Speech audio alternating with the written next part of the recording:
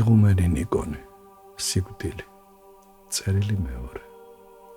ძვირფასო კატია, მივიღე ტელეგრამა მარიშას გარდაცვალების შესახებ.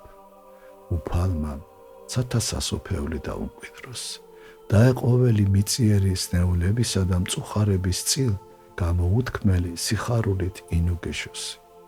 და იქ შეეგებონ დედა ვალენტინა, მიშა, ძმა მისი და ყველა, ვინც მისთვის ძვირფასი იყო.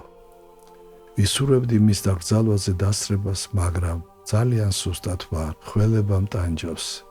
ისედაც ყოველთვის მიჭირდა ადგილიდან დაძრვა, ახლა კი მთლად დავუძლურდი.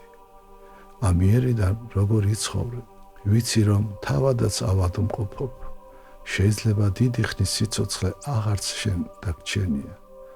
უფრო მეტი იფიქრე სიკვდილზე, მომავალ ცხოვრებაზე.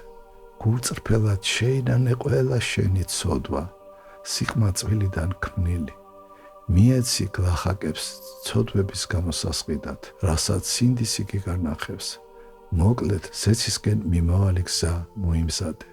ნუ უსმენ უღმერთოებს, მათ არაფერი იციან მათგან ისია ყველაფერი დაფარული, როგორც ბრმებისაგან. ღმერთისა და მომავალი ცხოვრების საიდუმლოს წვდომა ლაპარაკით როდი ხდება, არამედ მოღვაწეობით, ცნებების შესრულებით და ღრმა გულწრფელ სინანულით. უფალი შეგეწიოს, რომ მიწიერი ცხოვრებაც მოიწყო და ქრისტიანული სიკვდილისთვისაც მოემზადო, რათა საუკუნო ცხოვრება დაიმკვიდრო.